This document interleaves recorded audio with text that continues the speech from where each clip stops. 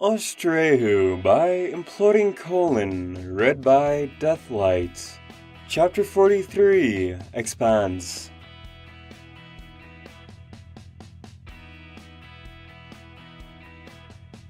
As long as Winthrop has been around, Clones have been digging into this mountain. Slutty spoke as he led Rainbow deeper into the dimly lit tunnels. In my life, I made it my goal to explore every hidden pocket of materials this part of the earth holds for us. As a result, I've increased the volume of our excavations by nearly 20%. That's a huge extension from the combined work of all my ancestors. I bet you feel proud. Rainbow said. She briefly tripped on a pile of loose rocks, stumbled, and regained her balance in enough time to look cool. So why all this extra effort, if I may ask? Winthrop exists on the shoulders of ponies who came before us. I very well know, once I'm gone, further generations will depend on what I've done to keep this community strong and prosperous. To that extent, I have these tunnels dug as deeply and to as many parts of the mountain as possible. Why do you not sound so excited to admit that? Because working this deep in the earth has given me several opportunities to think, far more attentively than those who were in my place decades and centuries sooner. Slutty said as he led the way into a large, expansive cavern.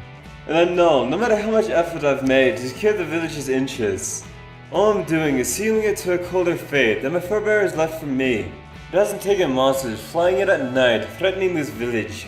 Slutty explained. Winthrop has been losing its population gradually over the last 30 years. There are more ponies dying than being born. Furthermore, all the opportunities we have to change things, to increase profit and integrity of this community, have been dashed to oblivion for the sake of silly tradition. I'm guessing you blame your father for this? You've been in this community long enough, Equestrian. Slutty spoke. You don't need me to explain to you how old-fashioned he is. Yeah, but... He means well for the village in theory, but his attempts to keep Winthrop pure and unblemished in his eyes. He's inadvertently signed its death warrant.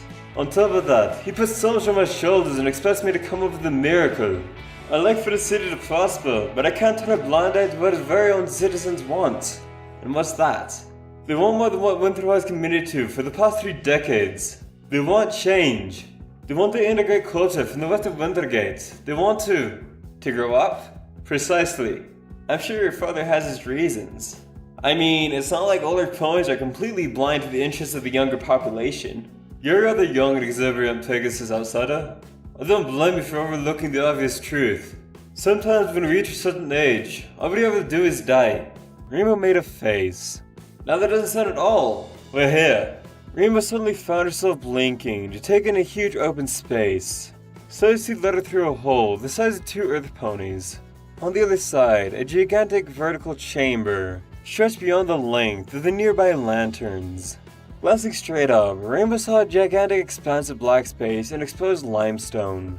Stalactites hung in the far corners of the interior just beyond sight. Every hoofstep and breath echoed immensely, as if resonating with the hollow heart of the mountain. My ambitious digging revealed this chamber to us. It goes on for much further lengths than you may think. I spent a better part of 3 months exploring how far the expanse went. So consider that before you go flying to have a look for yourself. Also consider how dangerous and unstable the ceiling is. I know you're trying to gather answers for my father's behalf, outsider. But I don't want you hurting yourself and yet further to uncover truths to the mist and these monsters. Yeah, but I only want... I imagine that these monsters could somehow be coming from inside this place. Which via full track gathered a large supply of poison from the Minotaurs 3 years ago.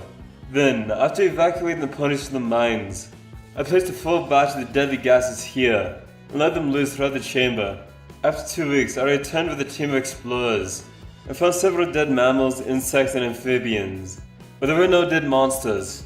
Wherever the invaders come from, it was neither the heart of the mountain, nor was it in the mountain at all. The fact of the matter is that nobody in Winthrop knows where they come from, no doubt that they ever will. Alright, I'll buy that. Rainbow nodded, adjusting her hard hat. Still though, that doesn't mean we can't stop. Searching? Slutty gazed steadily at her. Equestrian, all my father and other ponies do is search, guess, and speculate. In other words, more ponies die. It's not our place to understand the monsters. If anything, it would only help to destroy them. Unfortunately, after several years of trial and error, we haven't come close to accomplishing either.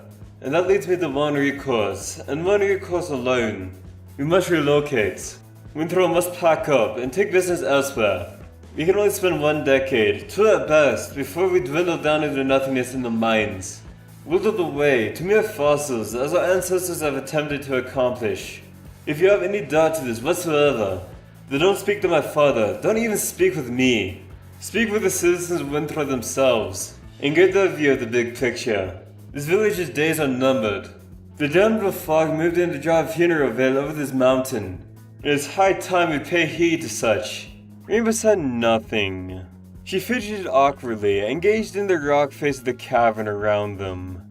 As Celestine marched slowly back the way he came, he paused and glanced at her.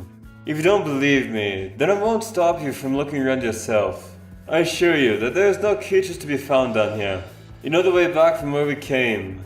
If I don't hear from you in an hour, I'll send somebody to fetch you, or come myself. And with that, he was gone. Rainbow took a deep breath, thought about his words, and the cold tone in his voice, and could only roll her eyes. Just then, from the corner of her vision, she could have sworn she witnessed something pale, glancing over at what had been in her peripheral. She squinted her eyes and marched towards the curious tunnel on the other side of the expanse.